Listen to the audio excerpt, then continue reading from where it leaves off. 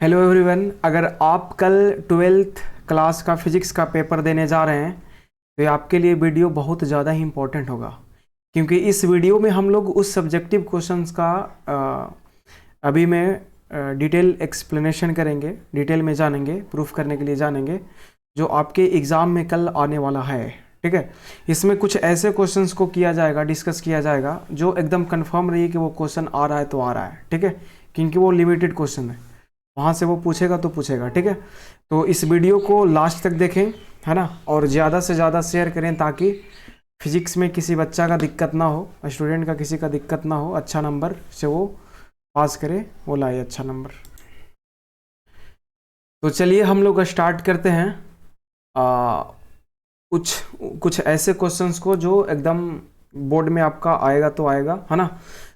तो सबसे पहले हम लोग देखेंगे ऑप्टिक्स में एक पार्ट पढ़ना है जिसका नाम है वेव ऑप्टिक्स। ठीक है, उस वेव ऑप्टिक्स में जो है वो 3 क्वेश्चन पूछता है हमेशा, है ना, मतलब 3 क्वेश्चन में से ही उलट पलट करके वो पूछते रहता है, चाहे तो ये रहे चाहे वो रहे चाहे ये रहे, है ना, ऐसे करके। उस 3 क्वेश्चन में क्या क्या है, तो सबसे पहला जो है वो आपका है, मैं दिखाता हूँ। देखिए सबसे पहला क्वेश्चन है वो है हाइजेंस प्रिंसिपल, है ना, हाइजेंस प्रिंसिपल है। उसके बाद में ये जो है कुछ उतना ज़्यादा इंपॉर्टेंट नहीं है ये वाला क्वेश्चन, लेकिन इसके बाद में जो क्वेश्चन जो ला रहे हैं यहाँ पे, है ना, जो आपका है, देखिए यहाँ पे इसमें बोलता है क्या कि आपको बताना है यहाँ पे क्या कि वेव थ्योरी को यूज करके, अभी जो ऊपर में दिखाया गया आपको उसमें हाइजेंस महोदय ने वेव थ्योरी ऑफ लाइट को दिया है उसमें, है ना। तो इसमें जो है इस वाले क्वेश्चन में आपको क्या करना है, तो लॉ ऑफ रिफ्लेक्शन को एस्टेब्लिश करना है, वेरीफाई करना है, प्रूफ करना है ना, using wave theory of light. ठीक है, तो ये लॉ ऑफ रिफ्लेक्शन इसमें प्रूफ करना है। अगला जो क्वेश्चन होगा, अगर आप ये समझ जाएंगे, ढंग से बना लेंगे, तो अगला क्वेश्चन जो होगा वो अपने आप बन जाएगा, जिसका नाम है बस रिफ्लेक्शन की जगह पे रिफ्रैक्शन हो जाएगा। क्या हो जाएगा, रिफ्लेक्शन की जगह पे रिफ्रैक्शन हो जाएगा। ठीक है, तो ये आपको इसमें क्या हम लोगों को करना है, तो लॉ ऑफ रिफ्रैक्शन को एस्टेब्लिश करना है, या तो प्रूफ करना है या तो वेरीफाई करना है using wave theory of light. एक क्वेश्चन और बचा इसमें जो बाई डी ए सी का है ना, इसी में है, वेव ऑप्टिक्स का ही पार्ट है ना, जिसको हम लोग बोलते हैं यंग्स डबल स्लिट एक्सपेरिमेंट कहते हैं। ठीक है, इसमें फ्रिंज विड्थ निकालना रहता है लास्ट में, फाइनली आप देखेंगे तो यहाँ पे देखिए बी इज इक्वल टू कितना है, lambda D divided by D है, फ्रिंज विड्थ का एक्सप्रेशन निकालना रहता है। इन तीनों क्वेश्चंस में से कल आपके एग्जाम में एक क्वेश्चन आ रहा है। ठीक है, तो इन तीनों क्वेश्चंस में से 2 क्वेश्चन जो है एक दूसरे से सिमिलर है ना, तो आपका बचा 2 क्वेश्चन। एक है आपका रिफ्लेक्शन या तो रिफ्रैक्शन का, दोनों सेम सेम है, और उसके बाद में जो एक है वो कौन है, तो बाई डी सी है। ये 2-3 क्वेश्चन आप कर लीजिए और 5 नंबर का क्वेश्चन आप बना लीजिए। ठीक है, एकदम कंफर्म रहिए, आ रहा है तो आ रहा है। ठीक है, तो हम चाहेंगे इसका सबसे मतलब कि चाहेंगे कि स्टार्टिंग चीज़ को हम लोग क्या करें, तो एक्सप्लेन करके थोड़ा सा जान लें, रिवाइज कर लें, पढ़ लें। जैसे क्लास में तो बता दिया गया है, लेकिन कुछ लोगों का डिमांड था कि थोड़ा रिवाइज करवा दीजिए फिर से बिफोर एग्जामिनेशन। देखिए इधर में हाइजेंस प्रिंसिपल का बात किया है इसने, है ना, तो ये हाइजेंस महोदय ने ये जो है वो लाइट के बारे में बताया है कि लाइट जो है वो वेव के जैसा प्रोपगेट करता है, वेव के जैसा बिहेव करता है। इसमें है ना कुछ वैलिड पॉइंट बताए हैं इन्होंने, है ना, जिसके बदौलत हम लोग बोल सकते हैं क्या कि जो लाइट है वो एक वेव है ना। तो यहाँ से इसका कुछ इस तरह से पॉइंट है, आप लोग पढ़ लेंगे इसमें, है ना। इसमें हम कुछ ही पार्ट इसमें डिस्कस करेंगे। जैसे में सबसे पहला पॉइंट इसमें दिया गया है वेव फ्रंट का। किसका है, कौन सा पॉइंट इसमें, वेव फ्रंट। इसमें क्या बोलता है कि वेव फ्रंट जो होता है, बोल रहा है कि it is the locus of all the points, है ना, it is the locus of all the points of a medium which are vibrating in the same phase, है ना। जैसे आप इस तरह से पत्थर मारते हो, है ना, किसी तालाब में पत्थर मारते हो, तो यहाँ से डिस्टर्बेंस जो है ना वो कुछ इस तरह से जो है वो प्रोपगेट करेगा तालाब या तो आहरा के किनारे तक का, है ना, ऊंचा नीचा इस तरह से करके जो है वो प्रोपगेट करेगा। ठीक है, तो ये जो आप सर्कल दिख रहा है ना, इस तरह से जो सर्कुलर दिख रहा है, स्फेरिकल तरह का, ऊपर से आप देखेंगे प्लेन में तो सर्कुलर ही दिखेगा, है ना। तो इसी को हम लोग क्या बोलते हैं यहाँ पे, तो वेव फ्रंट कहते हैं। ठीक है, एक नॉर्मल सा एग्जांपल है, लेकिन आप लाइट में ऐसा कुछ देख नहीं सकते हैं, बस इमेजिन ही कर सकते हैं, है ना। तो ये हुआ आपका वेव फ्रंट का डिफिनेशन, ठीक है। लोकस कहने का मतलब क्या है कि ये सारे पॉइंट जो है इधर में आपको दिख रहा है, ये सारे पॉइंट जो है वो सेम फेज में, सेम फेज कहने का मतलब कि इनका जो मैग्नीट्यूड है उन सारों का मैग्नीट्यूड जो होगा इस लाइन पे वो क्या होगा तो सेम होगा। इन सारे पॉइंट को, इन सारे पार्टिकल को जब मैच करेंगे, मिलाएंगे, तो उसी को लोकस कहते हैं और इसी को हम लोग क्या बोल रहे हैं तो वेव फ्रंट कह रहे हैं, ठीक है। उसके बाद में क्या बताया कि direction of propagation of wave जो होता है, direction of propagation of wave जो होता है perpendicular to the wave front होता है। बहुत बढ़िया बात बोला है यहाँ पे, है ना, कि ये जो वेव फ्रंट होगा वो इस डायरेक्शन में यहाँ पे क्या होगा तो ट्रेवल करेगा, मतलब वेव जो जनरेट होगा, यहाँ पे जो डिस्टर्बेंस आप दिए हैं, यहाँ आप पत्थर मारे हैं, ये जो डिस्टर्बेंस है जाकर के किनारे तक हो जाएगा। तो इसका जो डिस्प्लेसमेंट हो रहा है क्या हो रहा है, इस सर्कल का परपेंडिकुलर हो रहा है ना, सर्कल या तो बोलिए या तो फिर वेव फ्रंट बोलिए यहाँ पे, यानी इसका परपेंडिकुलर हो रहा है, यही बोल रहा था इसमें। तीसरा पॉइंट क्या बोल रहा है कि there are 3 types of wave front. देखिए इसमें वेव फ्रंट का जो टाइप है वो 3 तरह का होता है। तो पहला जो होता है क्या कि वैसा वेव फ्रंट जो due two point source of light के वजह से होता है। पॉइंट सोर्स ऑफ लाइट, जैसे में आप एक बल्ब जला दीजिए, है ना, एक छोटा सा बल्ब जला दीजिए, वहाँ से 3D में हर एक डायरेक्शन में क्या होगा, लाइट प्रोपगेट करके वो फैलेगा, ठीक है। तो इसके वजह से जो आपका ये बनेगा वेव फ्रंट बनेगा, वो क्या बनेगा तो स्फेरिकल बनेगा, ठीक है। तो पॉइंट सोर्स ऑफ लाइट के वजह से जो आपका वेव फ्रंट होता है वो क्या होता है तो स्फेरिकल होता है। आगे बढ़िए। उसके बाद में दूसरा पॉइंट इसमें क्या बोला है कि यहाँ पे देखिए क्या बोल रहा है कि इसमें वैसे सोर्स ऑफ लाइट के लिए वेव फ्रंट है ना, जो इन्फिनिटी पे रखा हुआ है लाइट सोर्स को, या तो फिर पैरेलल रेज भी उसको कह सकते हैं, है ना, या तो फिर एलईडी का नाम सुने ना, एलईडी स्क्रीन आजकल आता है जो मैच वगैरह में देखा जाता है ना, उसमें बड़ा बड़ा इस तरह से मतलब कि स्क्रीन जैसा रहेगा, है ना। तो आप समझ सकते हैं काफ़ी ज़्यादा नज़दीक में अगर आप कोई पॉइंट को कंसिडर करते हैं तो ये जो स्क्रीन होगा वो इनफाइनाइट सीट के जैसा काम करेगा, ठीक है। तो यहाँ से जो लाइंस निकलेंगे वो क्या निकलेंगे, परपेंडिकुलर टू द सरफेस निकलेंगे, है ना। तो इसके वजह से जो आपका वेव फ्रंट बनेगा वो पैरेलल प्लेन बनेगा। क्या बनेगा, parallel plane which will be perpendicular to the ये जो डायरेक्शन प्रोपोगेशन है उसका क्या होगा वो परपेंडिकुलर होगा। आगे बढ़िए। अगला जो क्या है लीनियर सोर्स ऑफ लाइट है। लीनियर सोर्स कहने का मतलब ट्यूबलाइट मान लीजिए आप, इस तरह से ट्यूबलाइट, देखिए यहाँ पे एग्जांपल में दिया हुआ है ट्यूबलाइट है ना। तो ट्यूबलाइट को जो है वो इस तरह से एक पॉइंट लेकर के आप घेरेंगे, इस तरह से एक सिलेंड्रिकल आपका क्या मिलेगा तो वेव फ्रंट मिलेगा कि ये आपका मान लीजिए ट्यूबलाइट है और इतने दूरी पे एक हमने जगह घेरा है, तो ये जगह जो होगा ये सारे जो पार्टिकल होंगे उस सेम फेज में क्या कर रहे होंगे, वाइब्रेट कर रहे होंगे for the propagation of wave, ठीक है। तो लीनियर सोर्स ऑफ लाइट के वजह से सिलिंड्रिकल होता है, क्या होता है सिलिंड्रिकल वेव फ्रंट होता है ना। अगर कोई इनफाइनाइट सोर्स ऑफ लाइट है या तो फिर इन्फिनिटी से आ रहा है तो उसके लिए plane parallel plane wave front होता है, अब अगर कोई पॉइंट सोर्स है तो उसके लिए स्फेरिकल वेव फ्रंट होता है, ठीक है। आगे बढ़िए। चौथा इसमें जो पॉइंट बोला है यहाँ पे ये काफ़ी आसान पॉइंट है ना, इसको आप देख लीजिएगा, याद कर लीजिएगा, अगर याद नहीं होगा तो रट लीजिएगा, है ना, कोई दिक्कत नहीं इसमें। चलिए, तो ये जो था आपका हाइजेंस प्रिंसिपल था जो वेव थ्योरी ऑफ लाइट के बारे में बताता है ना। अब हम लोग यहाँ से क्या करेंगे तो एक प्रूफ की तरफ चलेंगे जो काफ़ी ज़्यादा इम्पोर्टेंट है ना। उस थ्योरी को याद कर लेंगे जो आपको थ्योरी यहाँ पे बताया गया है, क्योंकि इस थ्योरी को ही आगे में हम लोग यूज करके इसको प्रूफ करेंगे, ठीक है। चलिए, इसमें पीछे में एक बताया गया है वेव फ्रंट के बारे में, तो इस प्रूफ में रिफ्लेक्शन और रिफ्रैक्शन में वेव फ्रंट को यूज किया गया है, ठीक है। यहाँ पे जरा सा देखिएगा, इसमें क्या प्रूफ करना आपको, तो वेव थ्योरी ऑफ लाइट के बेसिस पे, है ना, वेव थ्योरी ऑफ लाइट के बेसिस पे आपको लॉ ऑफ रिफ्लेक्शन प्रूफ करना है, ठीक है। तो ज़रा से देखिए, मान लीजिए कि ये जो है यहाँ पे ये एक रिफ्लेक्टिंग सरफेस लिया गया है ना, एक स्मूथ रिफ्लेक्टिंग क्या लिया गया, सरफेस लिया गया है ना। इसमें जो है वो यहाँ से इस तरह से दो इंसिडेंट रे को क्या किया गया है, तो इस तरह से पैरेलल जो है वो भेजा गया है ना। अभी ये जो है दोनों जो इंसिडेंट रेज हैं यहाँ पे, ये जो है वो क्या है तो पैरेलल है एक दूसरे का। अभी पीछे में बताया गया है कि पैरेलल अगर इंसिडेंट रे रहता है, अगर पैरेलल रेज रहता है तो उसके लिए जो वेव फ्रंट बनता है वो क्या बनता है, तो एक प्लेन बनता है, पैरेलल प्लेन बनता है ना। अभी पीछे में जस्ट बताया गया है।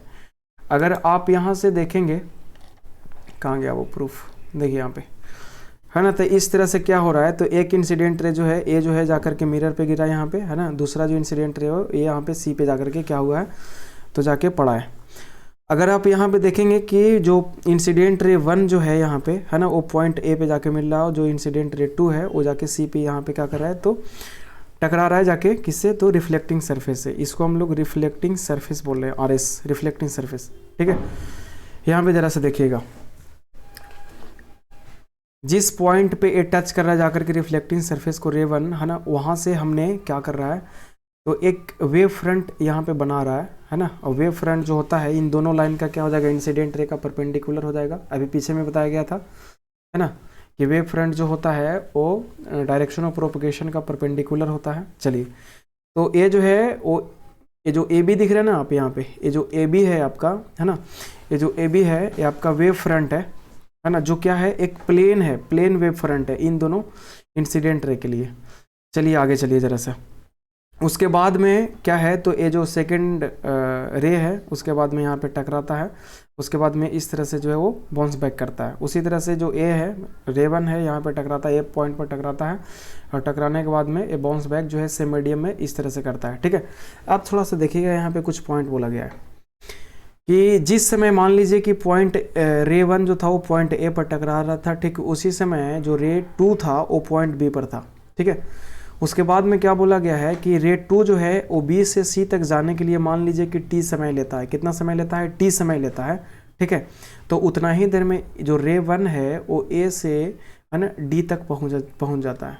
ए से कहाँ तक पहुंच जाता है, डी तक पहुंच जाता है, ठीक है। तो ए भी जो टाइम कितना ले रहा है, ए से डी तक जाने में टी टाइम ले रहा है, और बी से सी तक जाने में कितना समय ले रहा है, तो टी समय ले रहा है, ठीक है।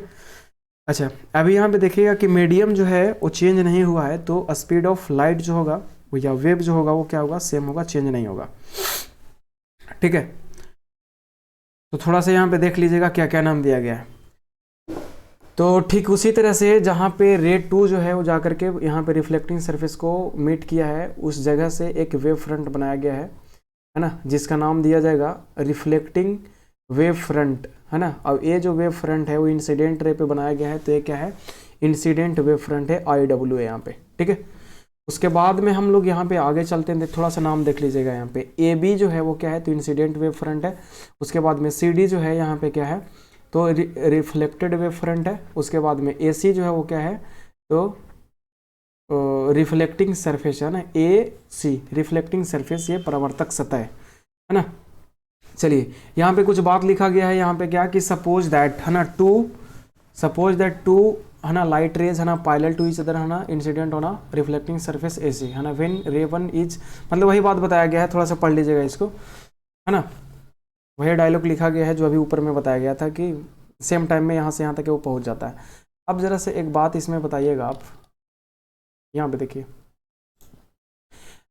अब यहाँ पे देखिए कि चूंकि जो है मीडियम जो है वो चेंज हुआ नहीं है, उसी मीडियम में जो है बाउंस बैक कर रहा, तो जितना देर में B से C तक जाने में लगा है उतना ही समय जो है A से D तक जाने में लगा है। इसका स्पीड भी सेम है, तो बोल सकते हैं हम लोग यहाँ पे क्या कि जो BC डिस्टेंस होगा वो AD के बराबर होगा, क्योंकि डिस्टेंस बराबर होता है स्पीड इनटू टाइम होता है, और स्पीड भी दोनों का सेम ही है और टाइम भी दोनों का सेम ही है, तो ये डिस्टेंस भी सेम हो जाएगा, है ना।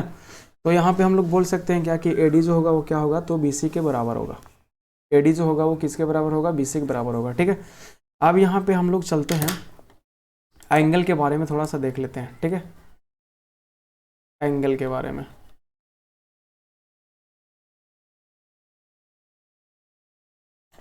देखिएगा थोड़ा इधर, ये जो एंगल है ए वाला, है ना, हम लोग आई के बारे में क्या जानते हैं, एंगल ऑफ इंसिडेंस कहते हैं ना, जिसको आपतन कोण हिंदी में बोलते हैं। तो एंगल ऑफ इंसिडेंस आई जो होता है वो नॉर्मल, यहाँ पे एक नॉर्मल डाल दिया गया, देखिए यहाँ पे एक नॉर्मल डाल दिया गया रिफ्लेक्टिंग सरफेस पे, और दूसरा नॉर्मल ए वाला डाल दिया गया, ठीक है। तो इंसिडेंट एंगल ऑफ इंसिडेंस जो होता है वो आपका क्या हो जाएगा, नॉर्मल और IR के बीच का एंगल हो जाएगा, ठीक है। तो AI हो गया।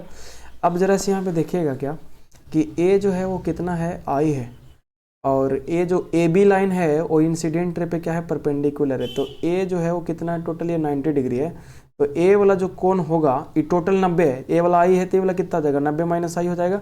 अब जरा से यहाँ पे देखिएगा, ये जो नॉर्मल है, नॉर्मल और रिफ्लेक्टिंग सरफेस का बात करें AC का, तो दोनों आपस में परपेंडिकुलर है, तो ये जो टोटल एंगल जो है वो कितना है, 90 डिग्री का है। तो ई बबुआ जो यहाँ पे ए जो है वो 90 माइनस आई है, तो बताइए कि ई जो ए होगा वो आई बन जाएगा ना। चलिए आई बन गया, तो यहाँ पे आई जो निकल के आ गया वो क्या हो गया, this is the angle between reflecting surface A C and incident wave front आ गया। बात समझ में आ गया, आई क्या निकल के आ गया, angle between incident wave front end क्या आ गया, तो रिफ्लेक्टिंग सरफेस आ गया। ठीक है, थोड़ा अरेंज कर लेते हैं क्योंकि गंदा हो चुका है। उसके बाद में हम लोग चलते हैं इस वाले पॉइंट पे, पॉइंट सी पे चलते हैं। ठीक है, बस यही इसमें काम है, ज़्यादा कुछ है नहीं इसमें, जो ये कर लिए वो बस प्रूफ हो जाएगा तुरंत। उसके बाद में ज़रा सा देख लीजिए, आर जो होता है वो क्या होता है, आर आर आर, जिसको हम लोग क्या बोलते हैं, एंगल ऑफ रिफ्लेक्शन कहते हैं। तो आर जो होता है वो नॉर्मल और रिफ्लेक्टेड रे के बीच का क्या होता है, तो एंगल होता है। देखिए यहाँ पे ये जो एंगल है ये वाला है ना, नॉर्मल के बीच में और ये आर के बीच में क्या हो जाएगा, आर हो जाएगा। तो ये वाला कौन कितना हो जाएगा, एंगल कितना हो जाएगा, 90 माइनस आर हो जाएगा, क्योंकि ये जो वेव फ्रंट है, रिफ्लेक्टेड वेव फ्रंट जो है वो इस वाले पे क्या है, आर पे परपेंडिकुलर था, तो ये 90 माइनस आर हो गया। अब जरा से देखिएगा, ये जो नॉर्मल है ना, इस रिफ्लेक्टिंग सरफेस पे क्या है, परपेंडिकुलर, तो 90 माइनस आर है, तो ये वाला जो पूरा एंगल हो जाएगा, ये वाला कितना हो जाएगा आपका, आर हो जाएगा। ठीक है, तो यहाँ पे आर क्या निकल के आ गया, this is the angle between reflecting surface and reflected wave front.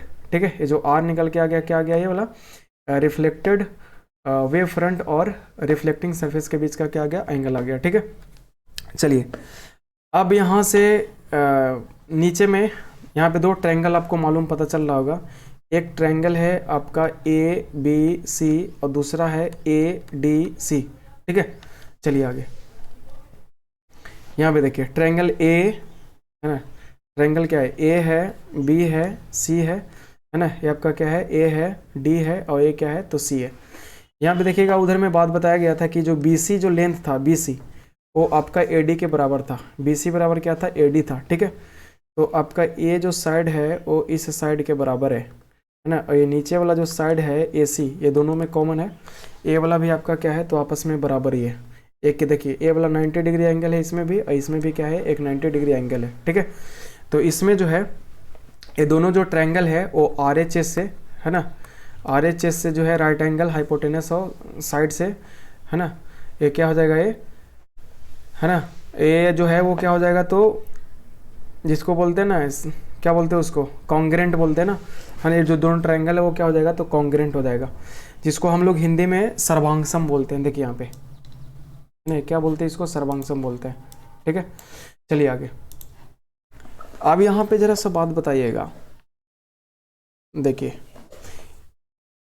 इसको क्या कीजिएगा ना, अगर थोड़ा सा रोटेट कर लीजिएगा ताकि थोड़ा सा अच्छा से समझ में आएगा। ठीक है, तो ये जो इधर सेकंड जो ट्रायंगल है आपका, इस तरह से ऐसा कुछ है, देखिए ऐसा है ना, इस तरह यहाँ से ऐसा है कुछ है ना, तो ए वाला जो एंगल है वो कितना है, आर है, ए वाला कितना है, 90 डिग्री है, ए आपका क्या हो जाएगा, सी हो जाएगा, ए आपका क्या हो जाएगा, ए हो जाएगा, और ये क्या हो जाएगा, तो डी हो जाएगा।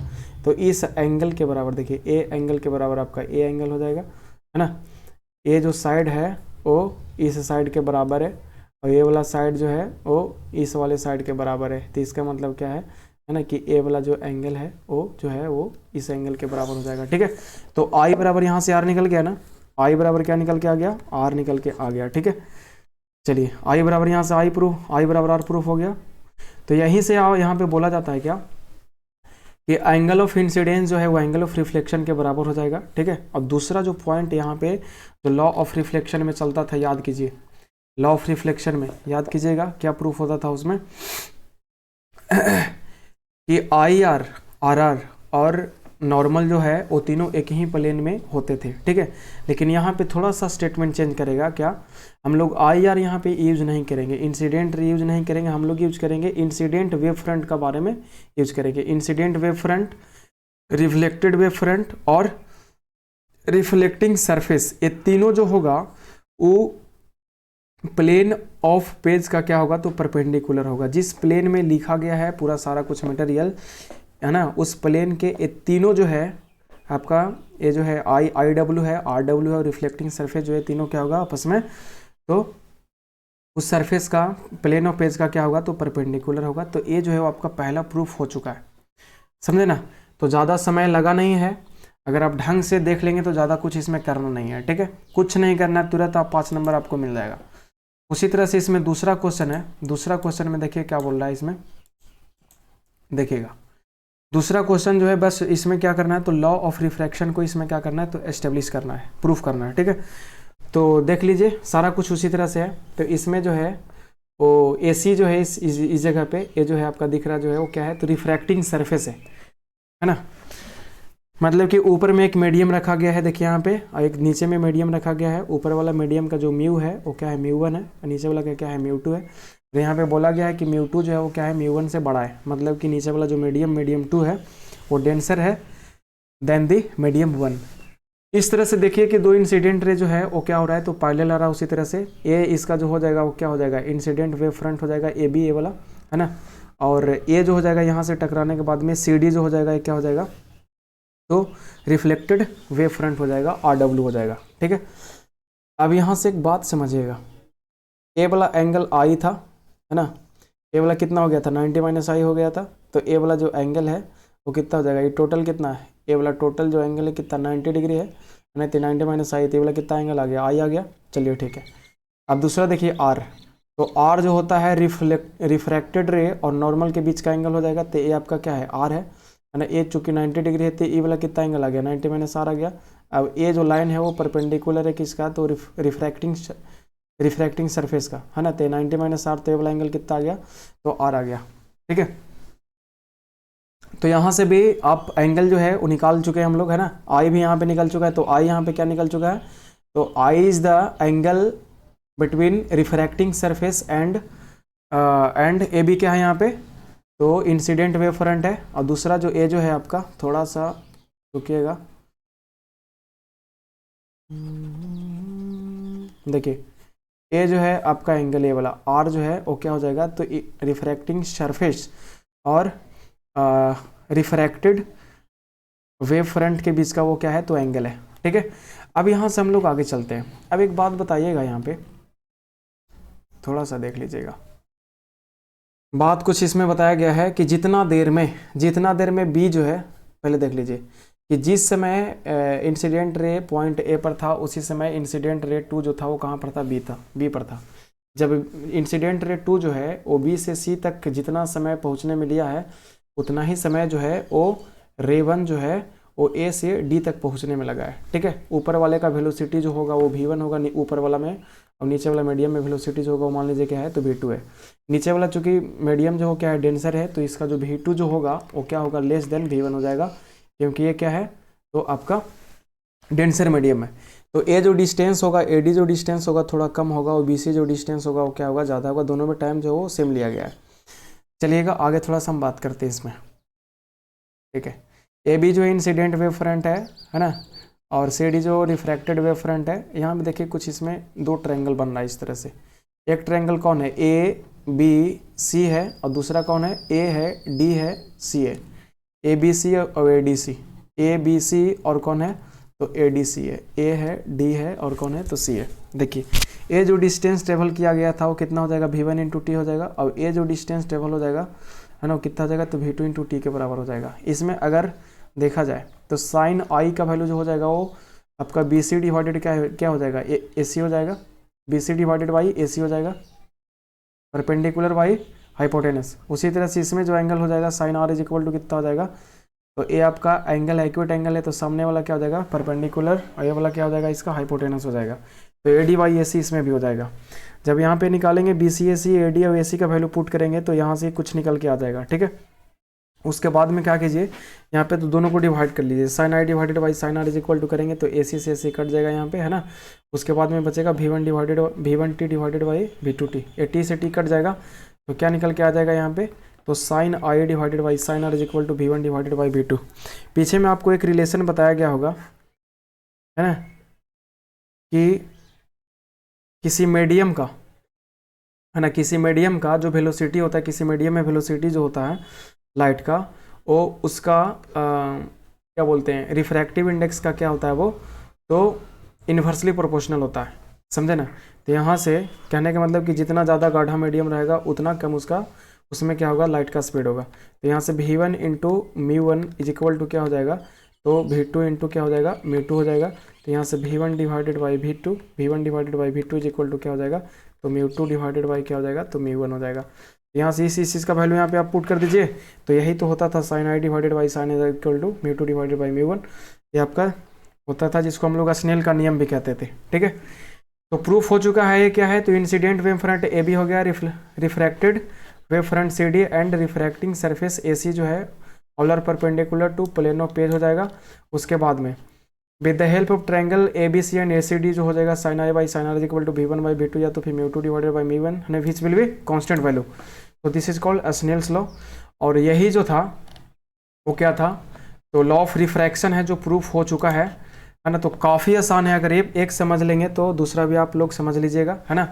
तो 25 मिनट के टाइम में जो है वो इतना सारा सब कुछ हो चुका है। एक और बचा है ना, एक जो है और बचा है उसको भी देख ही लीजिए, जिसका नाम क्या है, तो बाई DAC है।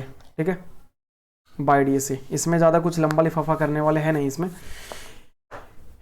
है ना। ये क्या है, तो यंग्स डबल स्लिट एक्सपेरिमेंट है। स्लिट का मतलब होता है पतला होल होता है। ठीक है, जरा सा देख लीजिए यहाँ पे, अगर आप ऑफलाइन के क्लासेस में आ रहे होंगे तो उसमें कुछ ऐसा बताया गया था कि इस तरह से जो है वो एक इधर में एक बंद कमरा जैसा कुछ था, है ना। अब ये जो है वो क्या है, स्क्रीन है, और यहाँ पे कुछ होल था इस तरह से जिसको हम लोग स्लिट कहते हैं, है ना। लीनियर होल है यहाँ पे, पतला है, बहुत ज़्यादा पतला है, और इधर में जो है वो लाइट जलाया जाता है ना। कोहेरेंट लाइट जलाया जाता है, कोहेरेंट सोर्स ऑफ लाइट जलाया जाता है, कहने का मतलब कि एक ही बल्ब रहता है, सेम सोर्स रहता है। तो ये लाइट जो है इधर से निकलता है, इधर से एंट्री करता है, ये जो लाइट है इधर से एंट्री करता है ना। तो यंग डबल स्लिट एक्सपेरिमेंट में जो है वो क्या प्रूफ किया जाता है कि इसमें बताया जाता है ना कि लाइट का इंटरफेरेंस भी होता है। आप लोग अगर वेव पढ़े होंगे तो वेव में बताया गया होगा कि इंटरफेरेंस जो है वो प्रॉपर्टी है वेव का। इंटरफेरेंस मतलब कि दो वेव का मिल करके वहाँ पे कुछ मैक्सिमा मिनिमा बनाते हैं। अब ऐसा जो चीज़ है आपका लाइट में भी पाया गया। तो यंग डबल स्लिट एक्सपेरिमेंट भी प्रूफ करता है कि लाइट जो है वो वेव नेचर को शो करता है, इसके पास वेव जैसा हरकत होता है। ठीक है, तो इसमें हम लोग क्या पढ़ेंगे, तो बाई DAC ही करना है इसमें, है ना। चलिए आगे इसमें चलते हैं। तो इस तरह से यहाँ पे लाइट जो इस तरह से सीधे सीधे चल जाना चाहिए था अगर रे ऑप्टिक्स का बात करते तब, लेकिन ऐसा होता नहीं है ना। आपका मैक्सिमा मिनिमा है ना, इस तरह से वो बनते जाता है ना, जिसका आपका पोजीशन ही निकालना है इसमें। ठीक है, तो इसमें जो है देखिए यहाँ पे इस तरह से जो है यहाँ से एक एंट्री मारा, एक जो है लाइट इधर से एंट्री मारा है, और देखा गया ये जो है आपका क्या है, तो ये स्क्रीन है। इधर वाला जो पर्दा है, ये जो ब्लैक आपको दिख रहा है ये क्या है, तो पर्दा है, स्क्रीन है ना। तो मान लीजिए कि इस पॉइंट पर जा करके दोनों जो लाइट है वो जा करके क्या कर रहा है, तो मिल रहा है, दोनों रे जा करके मिल रहा है वहाँ पे। ठीक है, तो यहाँ से S1 से यहाँ पे गया, P पर गया, S2 से भी कहाँ पे गया है, तो P पर गया है ना। एक सेंटर से यहाँ पे एंगल थीटा लेकर के यहाँ पे लाइन मिला दिया गया है। चलिए, ये दोनों सोर्स के बीच में डिस्टेंस कितना है, स्लिट के बीच में डिस्टेंस कितना है, तो D है। अगर ये आधा मानेंगे तो कितना हो जाएगा, D/2 हो जाएगा। सोर्स और अगर स्क्रीन का बात किया जाए तो इनके बीच का डिस्टेंस जो क्या है, तो कैपिटल D है। ठीक है, अगर आप वेव पढ़े होंगे तो वेव का जो इक्वेशन लिया जाता है वो y बराबर a sin omega t minus k x plus phi होता है। लेकिन जब डिराइवेशन करते हैं तो उसमें हम लोग फाई को हटा देते हैं ताकि कैलकुलेशन जो है वो क्या हो जाए, थोड़ा आसान हो जाए। ठीक है, तो इसमें फाई को हटा दिया गया है। चलिए आगे, तो इसमें जो है वो y1 is equal to a1 into sine omega t minus k x 1 लिया गया है। यहाँ पे देखिए, ठीक है, ओमेगा जो है वो क्या है, तो एंगुलर फ्रीक्वेंसी है, टी टाइम है, के क्या है, एंगुलर वेवलेंथ है, और x जो है वो क्या है, तो डिस्टेंस ट्रेवल है। बाई 2 क्या है यहाँ पे, बाई 2 जो है, तो उसी तरह से दूसरे सोर्स का यहाँ पे इक्वेशन लिया गया है। चलिएगा आगे में, अगर आप फेज डिफरेंस ऐसे में पढ़े होंगे तो फेज डिफरेंस निकालने का तरीका आपको मालूम होगा। इसका साइन जो मिलना चाहिए, ट्रिगोनोमेट्रिक रेशियो सेम होना चाहिए, ओमेगा का साइन और वैल्यू दोनों का सेम होना चाहिए, तभी हम लोग फेज डिफरेंस निकाल सकते हैं, नहीं निकाल सकते। तो इस केस में जो है वो हम लोग निकालेंगे, सबसे पहले फेज डिफरेंस निकालेंगे, है ना। Phase difference is actually the difference of two phase of the different equation of the wave, ठीक है। तो यहाँ पर डेल्टा फाई जो हो जाएगा वो क्या हो जाएगा, तो ये आपका पहले इक्वेशन का फेज हो गया। देखिए साइन के अंदर में जो कुछ भी वैल्यू यहाँ पे रखा हुआ उसको हम लोग फेज या फेज एंगल कहते हैं, ठीक है। तो ये पहला फेज आपका ये हो गया, दूसरा फेज को हम लोग जब माइनस करेंगे तो ये वाला माइनस हो जाएगा, वे वाला क्या हो जाएगा यहाँ पे प्लस हो जाएगा। तो इस तरह से निकल के आएगा कुछ, ठीक है। तो ओमेगा टी से ओमेगा टी जो है यहाँ पे क्या हो जाएगा, कट जाएगा। तो यहाँ पे delta phi is equal to क्या हो जाएगा, तो k into x two minus x one. अब थोड़ा सा हम बात करते हैं फिगर में कि x2 क्या है x1 क्या है। देखिए यहाँ पे तो सोर्स नंबर 1 जो है, सोर्स मतलब जो सोर्स 1 जो है आपका यहाँ पे P तक जाने के लिए कितना डिस्टेंस ट्रेवल कर रहा है, x1 कर रहा है। और S2 जो है यहाँ से यहाँ तक जाने के लिए S2 से लेकर के P तक का जो डिस्टेंस है वो कितना है, तो वो है आपका कितना, तो वो है x2। बात समझ में आ गया। तो x1 जो है वो कौन है, S1P है, और x2 जो है वो कौन है, तो S2P है, ठीक है। अगर जब दोनों को घटा दिया जाएगा, देखिए इधर तो एक यहाँ पे परपेंडिकुलर लाइन मारा गया है ना, जो दोनों को इक्वल में बराबर में कर दे रहा है। तो यहाँ पे देखेंगे है ना, तो इतना डिस्टेंस जो है S2M जो है वो डिस्टेंस जो है वो क्या हो जाएगा, तो बच जाएगा। यहाँ पे S2 डिस्टेंस जो क्या हो जाएगा, बच जाएगा, है ना। तो जब दोनों को घटाएंगे आप x2 माइनस x1 करेंगे तो यहाँ से निकल के आ जाएगा, क्या आ जाएगा, वो S2M हो जाएगा, that is equal to delta x, ठीक है। डेल्टा x, इसी को हम लोग कहते हैं पाथ डिफरेंस कहते हैं। डेल्टा x को हम लोग क्या बोलते हैं, तो पाथ डिफरेंस कहा जाता है, ठीक है। डेल्टा x को हम लोग क्या बोलते हैं, तो पाथ डिफरेंस कहते हैं, पाथ डिफरेंस कहा जाता है, ठीक है। तो पाथ डिफरेंस जो होता है वो क्या होता है, it is the difference of distance travel by the two waves. और ये जो है ये जो डेल्टा फाई है वो क्या है आपका फेज डिफरेंस। तो फेज डिफरेंस क्या होता है, it is the difference of two phase of the wave, या तो फिर जो कुछ भी इक्वेशन बोलिए। इसका 2 नंबर में कभी पूछता है कि what is the difference between phase angle and, मतलब कि phase difference and path difference के बारे में पूछता है ये चीज़, ठीक है। आगे चलिएगा, यहाँ पे एक नए टर्म का यूज किया गया है के का, ठीक है। तो के जो होता है वो एंगुलर वेवलेंथ होता है ना। के जो होता है वो होता है 2 पाई डिवाइडेड बाई लेमडा, इसको हम लोग एंगुलर वेवलेंथ कहते हैं। और आपका जो ओमेगा होता है इसको हम लोग कहते हैं एंगुलर फ्रीक्वेंसी कहते हैं, 2 पाई एफ होता है, ठीक है। तो आगे में बात करेंगे। चलिए अब जरा से यहाँ पे बात करेंगे क्या कि इधर से भी सोर्स ऑफ लाइट एक गया है, एक इधर से भी सोर्स ऑफ लाइट गया है ना। तो कहीं पे जो है वो मैक्सिमा मिल रहा है, तो कहीं पे मिनिमा। मैक्सिमा कहने का मतलब ब्राइट और मिनिमा कहने का मतलब डिम या तो डार्क उसको बोल सकते हैं, ठीक है। ब्राइट डार्क इस तरह से वो मिलते रहता है। तो ये ब्राइट डार्क है ना जो है वो अंधेरा कमरा में क्यों हो रहा है, तो ऐसा पाया गया क्या कि जो दोनों वेव है यहाँ पे जो वेव निकला, लाइट वेव जो निकला है वो उनका इंटरफेरेंस हो रहा है। अब इंटरफेरेंस जो होता है ना वो जो होता है वो कहीं जगह पे किसी जगह पे जो है तो उनका जो एम्पलीट्यूड है वो जुड़ जाता है, तो कहीं पे क्या होता है तो उसका वो घट जाता है ना। ये जुटने घटने का तरीका जो है आप वेक्टर से बता सकते हैं। वेक्टर में आपको बताया गया था कि रिजल्टेंट जो होता है वो रूट ओवर क्या होता था, तो A square plus B square plus 2ab plus में सॉरी आर बराबर होता था root over A square plus B square plus 2ab क्या होता था, कॉस थीटा होता, जहाँ पे थीटा उन दोनों के बीच का एंगल होता था। ठीक उसी तरह से यहाँ पे जो नेट एम्पलीट्यूड निकल के जो आएगा, जो उधर में स्क्रीन पे पाया जाएगा, वो हो जाएगा पहले वाला का एम्पलीट्यूड का स्क्वायर है ना प्लस a2 का square plus 2 into a1 a2 into क्या आ जाएगा, तो कॉस डेल्टा फाई हो जाएगा, जहाँ पे डेल्टा फाई जो क्या है तो फेज डिफरेंस है, ठीक है। अब जरा सा बात कीजिएगा, यहाँ पे कंस्ट्रक्टिव इंटरफेरेंस का बात बोला जा रहा है, ठीक है। आपको एग्जाम में कभी पूछता है कि कंस्ट्रक्टिव इंटरफेरेंस क्या होता है। सबसे पहले हम बात करेंगे इंटरफेरेंस। तो इंटरफेरेंस का मतलब होता है कि दो वेव को सुपर इम्पोज करना, मिलना, ठीक है, समझे ना। तो कंस्ट्रक्टिव का मतलब होता है वहाँ पे कि मैक्सिमा मिलना। क्या मिलेगा कंस्ट्रक्टिव इंटरफेरेंस में, तो मैक्सिमा मिलेगा, वहाँ पे ब्राइट वाला जगह मिलेगा। कंस्ट्रक्टिव इंटरफेरेंस जो है वो तभी मिल सकता है, देखिएगा यहाँ पे अगर आप वेव पढ़े होंगे तो इसमें आपको ऐसा मालूम होगा, इसको हम लोग क्रेस्ट कहते हैं, इसको क्या कहते हैं तो ट्रफ कहते हैं, इसको हम लोग क्रेस्ट सी कहते हैं, इसको क्या कहते हैं ट्रफ कहते हैं।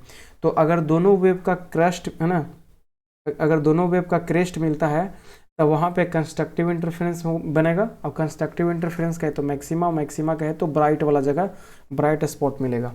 अगर एक का कंस्ट्रक्टिव और दूसरे का अगर है ना सॉरी एक का अगर क्रेस्ट मिले और दूसरे का ट्रफ मिले है ना, तो उस समय जो है वो आपका क्या मिलेगा, तो डिस्ट्रक्टिव, आगे में मिलेगा आपको डिस्ट्रक्टिव इंटरफेरेंस मिलेगा। देखिए यहाँ पे ये क्या है, डिस्ट्रक्टिव इंटरफेरेंस मिलेगा। और डिस्ट्रक्टिव इंटरफेरेंस में जो है वो आपको क्या मिलेगा, तो यहाँ पे मिनिमा मिलेगा। और मिनिमा क्या है, तो उसमें जो लाइट होगा वो बहुत कम होगा, कहने का मतलब डिम होगा या तो डार्क होगा, है ना, डिम होगा या तो फिर क्या होगा, तो ये डार्क होगा, ठीक है। और कंस्ट्रक्टिव वाला में क्या मिलेगा, ब्राइट मिलेगा। तो इसमें आप देख लीजिए, एक बात बताइएगा यहाँ पे कि ये जो एम्पलीट्यूड मैक्सिमम होगा तो कंस्ट्रक्टिव मिलेगा, तो ये मैक्सिमम एम्पलीट्यूड कब हो सकता है, तो यहाँ पे कॉस डेल्टा फाई का वैल्यू क्या होगा, +1 होगा। और कॉस डेल्टा फाई का +1 वैल्यू जो है वो कब होता है, जब इसका डेल्टा फाई जो है ट्रिग्नोमेट्रिक इक्वेशन पढ़े होंगे 2n पाई होता है, 2n पाई, जहाँ पे n बराबर 0 1 2 3 होता है ना। तो अगर सबसे पहला वैल्यू लिया जाए, ये 0 है, 2 है, फिर 3 है, फिर 4 है, इसी तरह से चलते रहेगा, 1 2 3 ऐसे करके चलते रहेगा वो, ठीक है। अगर आप यहाँ पे फिर से देखें, ऊपर में देखिए कि इक्वेशन यहाँ पे लाया गया था, डेल्टा फाई बराबर आया था k इंटू डेल्टा एक्स निकल गया था, ठीक है। तो इस केस के लिए for the constructive interference delta phi equal to कितना निकल के आ गया, 2n पाई निकल के आ गया। 2n पाई बराबर k की जगह पे कितना आता है, 2 पाई बाई लेमडा इंटू क्या हो जाएगा, ये डेल्टा एक्स निकल के आ जाएगा, ठीक है। चलिए, तो यहाँ से डेल्टा एक्स जो है वो निकल के आ गया n लेमडा, जहाँ पे n बराबर क्या है, 0 है, 1 है, 2 है, इस तरह से चलते रहेगा। जब ये पुट करेंगे आप n का वैल्यू यहाँ पे, तो डेल्टा एक्स जो मिलेगा वो 0 मिलेगा, लेमडा मिलेगा, 2 लेमडा मिलेगा, 3 लेमडा मिलेगा, मतलब इस तरह से मिलेगा। कहने का मतलब कि अगर आपको कंस्ट्रक्टिव इंटरफेरेंस जो है वो लाना है, तो पाथ डिफरेंस दोनों सोर्स के बीच में जो होना चाहिए वो 0 लेमडा, 2 लेमडा, 3 लेमडा इस तरह से होना चाहिए, मतलब कि लेमडा का इंटीग्रल मल्टीपल होना चाहिए, समझे ना। पाथ डिफरेंस हम फिर से बताना चाहते हैं, देखिए पाथ डिफरेंस देखिए यही वाला है, ये पॉइंट इन दोनों के बीच में जो डिस्टेंस है यही आपका पाथ डिफरेंस है। ये जो दूरी है ये अगर 0 लेमडा, 2 लेमडा, 3 लेमडा, 4 लेमडा इस तरह से रहता है तो क्या मिलेगा, कंस्ट्रक्टिव इंटरफेरेंस मिलेगा, ठीक है। उसी तरह से हम लोग बात कर ले हैं डिस्ट्रक्टिव इंटरफेरेंस में। तो डिस्ट्रक्टिव इंटरफेरेंस में कहने का मतलब क्या है कि ए का वैल्यू क्या होना चाहिए, मिनिमम। तो ए का वैल्यू जो है वो मिनिमम कब मिलेगा, देखिए यहाँ पे ए का जो वैल्यू है वो मिनिमम कब मिलेगा, तो जब यहाँ पे कॉस फाई का जो वैल्यू है वो क्या हो रहेगा, कम रहेगा, मतलब मिनिमम रहेगा। तो कॉस फाई का मिनिमम वैल्यू क्या होता है, तो -1 होता है। तो यहाँ से cos delta phi equal to कितना आ गया, -1 आ गया। तो cos delta phi equal to -1, तो यहाँ पे delta phi equal to trigonometric equation से निकाल लीजिएगा, 2n - 1 इंटू क्या आ जाएगा, पाई आ जाएगा। एकदम रट लीजिएगा इसको, ठीक है, याद नहीं होगा तो delta phi equal to 2n - 1 into क्या आ जाएगा, पाई आ जाएगा, ठीक है।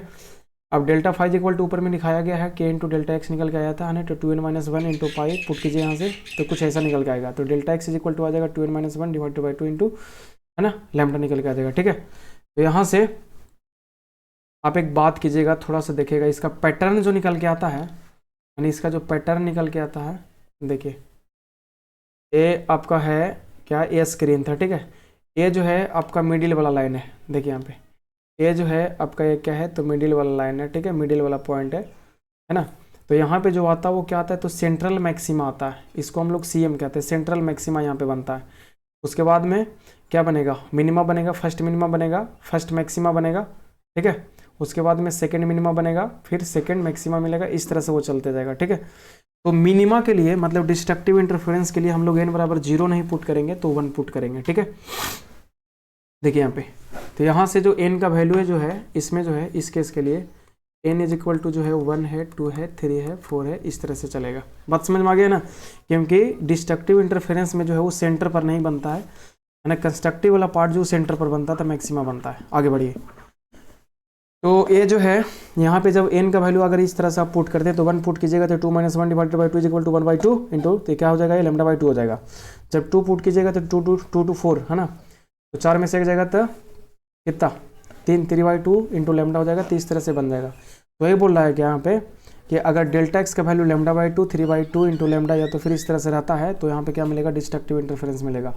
उसके बाद में बात किया जा रहा है क्या, कि यहाँ पे जो अभी बात बताया गया क्या, कि जो मैक्सिमा मिनिमा के बारे में बात बताया गया ना, है ना, कि ए जो होता है वो आपका सेंट्रल मैक्सिमा है, उसके बाद में फर्स्ट मिनिमा मिलेगा, उसके बाद में फर्स्ट मैक्सिमा मिलेगा, सेकंड मिनिमा मिलेगा, है ना, उसके बाद में सेकंड मैक्सिमा मिलेगा, उसके बाद में नीचे में भी इसी तरह से होता है, ठीक है। तो ए जो है इसका पोजीशन क्या होगा, सेंट्रल मैक्सिमा से अगर आपको पूछ दिया क्या कि थर्ड मैक्सिमा का या तो थर्ड मिनिमा का जो है वो क्या होगा पोजीशन, तो देख लीजिएगा इधर में, उसी का अभी हम लोग निकालने वाले हैं। एकदम आसान है, ज़्यादा कुछ भारी है नहीं। देखिए, तो ये बोल रहा है कि location of maxima and minima, ठीक है। देखिएगा, एक ऐसा उधर में ट्रायंगल बन रहा होगा आपको, देखिए ये बड़ा सा एक ट्रायंगल बन रहा है, ए पॉइंट और ए पॉइंट, ये जो डिस्टेंस है पूरा है ना, ये कितना है, डी है। और इसको मान लीजिए, थोड़ा रुकिए इरेज करने दीजिए, देखिए है ना, मान लीजिए कि ये जो पी पॉइंट है वो सेंट्रल मैक्सिमा से कितना दूर पे है, बाई पॉइंट पे है ना, बाई दूरी पे है ना। अब ये जो है यहाँ से लेकर के यहाँ तक का जो डिस्टेंस वो कितना है, तो कैपिटल डी है। तो देखिए कि यहाँ पे ट्रायंगल मिल रहा होगा आपको इस तरह से, ए पॉइंट यहाँ पे पी था है ना, तो ये जो है डिस्टेंस कितना हो गया, डी हो गया, कैपिटल डी हो गया, ये बाई है ना। तो ये बाई का वैल्यू यहाँ पे निकालना है, एंगल कितना है, तो थीटा है। एक यहाँ पे ट्रायंगल है, और इस ट्रायंगल को क्या कीजिएगा, अब उतना जो है वो आप अगर यहाँ पे ज्योमेट्री में जाएंगे तो आप निकाल सकते हैं यहाँ से है ना। तो आप क्या कीजिएगा कि ज़्यादा कुछ करना नहीं, ये ट्रायंगल आपको दिख रहा होगा, देखिए ये वाला ट्रायंगल S1 S2 और ये M, ये ट्रायंगल में ये जो एंगल हो जाएगा, चलिए आगे कहाँ गया, यूज किया गया है उसको, देखिए कहीं पे, देखिए यहाँ पे ए वाला है ना, ये जो एंगल है ऊपर वाला S1 के पास में, ये कितना निकल के आ जाता है, थीटा निकल के आ जाता है। ठीक है, क्लास वाला कॉपी में जाकर के देख लीजिएगा कैसे किया गया है। ठीक है, अगर नहीं यहाँ पे समझ में आ रहा है तो इसको एकदम सीधा रट लीजिएगा इसको। ठीक है, कि ऐसा एक खड़ा ट्रायंगल बनाना है आपको, ए वाला ट्रायंगल, देखिए यहाँ पे ऐसा एक खड़ा लाइन है, ये S1 है आपका, ये क्या है S2 है, यहाँ से इस तरह से बनाइए, ए इस तरह से हो जाएगा, तो ये जो एंगल है आपका कितना है, वो थीटा एंगल है। अब ये जो डिस्टेंस है S1 और S2 के बीच में कितना है, तो डी है ना। आप यहाँ से काम कीजिए, अब ये जो डिस्टेंस है ए वाला कितना है इसमें, तो डेल एक्स है। तो यहाँ से देखिए आगे बढ़ाते हैं, देखिए इस वाले ट्रायंगल में अगर बात किया जाए तो यहाँ से tan theta is equal to कितना हो जाएगा, तो बाई डिवाइडेड बाई डी हो जाएगा। चलिए अगर उस वाले ट्रायंगल से बात किया जाए, अभी वाला जो ट्रायंगल हम लोग लिख रहे थे ना, देखिए कहाँ गया, ए वाला ट्रायंगल है ना, तो ए वाला ट्रायंगल हो गया, तो ये सामने वाला क्या हो गया, ये सामने वाला परपेंडिकुलर है, एक्यूट एंगल है तो सामने वाला परपेंडिकुलर है, और ए जो है वो क्या है, तो हाइपोटेनस है, जिसका वैल्यू कितना लिया गया है, तो डी लिया गया है, डिस्टेंस जो है ना। तो यहाँ से साइन थीटा जब चला जाएगा, साइन थीटा जब चला जाएगा, यहाँ से आ जाएगा डेल्टा एक्स डिवाइडेड बाई कितना आ जाएगा, डी आ जाएगा, डेल्टा एक्स डिवाइडेड बाई क्या आ जाएगा, तो डी आ जाएगा। ठीक है, देखिए जरा आगे थोड़ा सा और, ज़्यादा कुछ टाइम नहीं लगने वाला इसमें। देखिए एक रिलेशन इधर से आ गया, उधर से रिलेशन जो आया क्या है, निकल के आ गया, तो sine theta is equal to delta x divided by कितना आ गया है, तो डी आ गया है ना। ये जो एंगल होता है थीटा, वो बहुत ज़्यादा ही क्या होता है, छोटा होता है ना। तो साइन थीटा को हम लोग जब छोटा एंगल होता है, बहुत छोटा एंगल होता है, तो उसको थीटा लिख सकते हैं, और टैन थीटा को भी हम लोग क्या लिख सकते हैं, तो थीटा लिख सकते हैं। ठीक है, तो यहाँ पे जो है ए भी थीटा वे भी थीटा है, तो दोनों आपस में बराबर हो जाएगा। ठीक है, तो यही यहाँ पे किया गया है, देखिए यहाँ पे, तो यहाँ पे हम लोग क्या कर लेंगे, तो बाई डिवाइडेड बाई जो डी हो जाएगा वो delta x divided by D के बराबर हो जाएगा। तो बाई इज इक्वल टू क्या हो जाएगा यहाँ पे, तो delta x into capital D divided by क्या हो जाएगा, स्मॉल डी आ जाएगा। ठीक है, तो ए रिलेशन आपका निकल गया किसका, तो बाई का रिलेशन निकल गया है एक्स के टर्म में। ठीक है, अब यहाँ पे डेल्टा एक्स जो है वो आप अगर कंस्ट्रक्टिव इंटरफेरेंस मैक्सिमा के लिए भरेंगे तो मैक्सिमा का निकलेगा पोजीशन, अगर मिनिमा के लिए भरेंगे तो मिनिमा का पोजीशन निकल जाएगा। ठीक है, समझे ना। तो अभी पीछे में बताया गया है, देखिए सबसे पहले हम लोग बात कर लेते हैं किसके लिए, तो मैक्सिमा के लिए। तो मैक्सिमा के लिए जो आपका जो वैल्यू निकल के आया था मैक्सिमा के लिए, डेल्टा एक्स का वैल्यू क्या निकल के आया था, यहाँ पे देखिए एल लैम्डा निकल के आया था, परेशान कर देगा आज।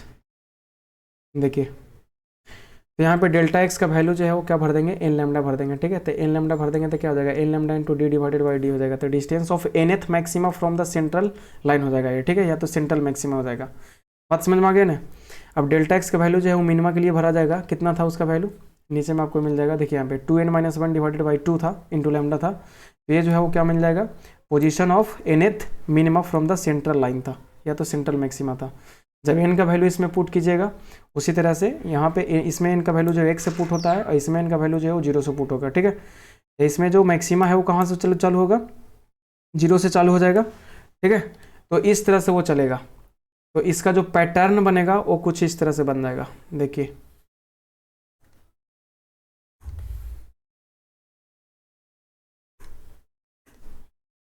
देखिए ए मान लीजिए क्या है, ए सेंट्रल मैक्सिमा है। ठीक है, और ए जो है आपका क्या है, ए है आपका फर्स्ट मिनिमा है, ये क्या है, फर्स्ट मिनिमा। ये जो है आपका क्या है, तो फर्स्ट मैक्सिमा है, ठीक है। उसके बाद में ये जो है वो क्या है, तो सेकंड मिनिमा है, सेकंड मिनिमा है।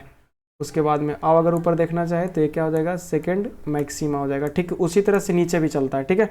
फर्स्ट मिनिमा है ना, फर्स्ट मैक्सिमा, इसी तरह से वो चलते रहेगा। तो आप अगर इधर में देखेंगे, ये जो डिस्टेंस निकाला गया है, देखिए कहाँ गया वो, देखिए। तो ये जो है आपका पहला है, जब n बराबर 0 पुट कीजिएगा तो 0 निकल के आ जाएगा, तो सेंट्रल मैक्सिमा हो जाएगा, है ना। तो ये जो है आपका क्या है, तो फर्स्ट मैक्सिमा का पॉइंट है, ये सेकंड मैक्सिमा का पॉइंट है, और ये जो क्या है, तो थर्ड मैक्सिमा का पॉइंट है, ठीक है।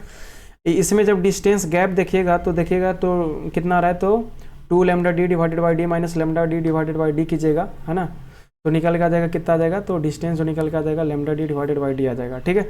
उसी तरह से इसमें जब करेंगे आप, यानी इसमें जब निकालेंगे वैल्यू पुट कीजिएगा तो 1/2 into lambda D divided by 2, उसके बाद में 3/2, उसके बाद में 5/2, ऐसे चलता जाएगा वो। तो 1.5 में से आधा जाएगा, तो यहाँ पे भी कितना बच रहा है, तो 1 into lambda D divided by D बच रहा है। इसका मतलब क्या है कि दो लगातार मैक्सिमा और दो लगातार मिनिमा के बीच में जो डिस्टेंस है वो lambda D divided by D है, और जो दोनों में सेम है। तो एक यहाँ पे बात पूछता है ना, इसी को प्रूफ करना रहता है, फाइनली यही रिजल्ट आपको लाना है, फ्रिंज विड्थ निकालना है। तो फ्रिंज विड्थ जो होता है वो होता है the distance between two consecutive maxima और मिनिमा जो होता है वो, उसको हम लोग क्या बोलते हैं, तो फ्रिंज विड्थ कहा जाता है उसको, ठीक है।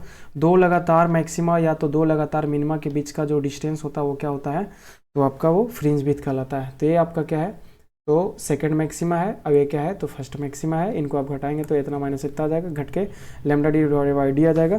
या तो अगर यहीं पे सेकंड मैक्सिमा के सेकंड मिनिमा कहाँ पे आया था, तो 3/2 into lambda D divided by D आया था, और फर्स्ट मिनिमा कहाँ पे आया था, तो 1/2 into lambda D divided by D आया था। जब ये घटाएंगे तो lambda D divided by D निकल के आएगा, है ना। और यही जो है वो हम लोग क्या बोलते हैं इसको, तो फ्रिंज विड्थ कहते हैं, और यही इसमें निकालना भी था, ठीक है। तो ये जो वेव ऑप्टिक्स का कहानी जो है वो ख़त्म हो चुका है, इसमें ज़्यादा कुछ करेंगे नहीं। चलिए, और भी इसमें अगर बात किया जाए, सब्जेक्टिव क्वेश्चन का बात किया जाए, तो ये 3 क्वेश्चन आप कर लें, 2 क्वेश्चन कर लें, इसमें से एक क्वेश्चन एकदम 100% कन्फर्म हो जाए कि ये तो आ रहा है, तो आ रहा है, ठीक है। ज़्यादा कुछ नहीं भारी है, बस 2-3 बार जाके प्रैक्टिस कर लें अभी जा करके। और उसके बाद में अगर बात किया जाए कि और कौन सा इंपॉर्टेंट क्वेश्चन है, तो इलेक्ट्रिक डाइपोल या तो मैग्नेटिक डाइपोल से एक क्वेश्चन आ रहा है आपका फिर से, है ना। तो इलेक्ट्रिक डाइपोल में क्या पूछेगा आपको कि जनरल पॉइंट पर इलेक्ट्रिक फील्ड या तो इलेक्ट्रिक पोटेंशियल का एक्सप्रेशन क्या कीजिए, एस्टेब्लिश कीजिए, एवेल्युएट कीजिए, है ना।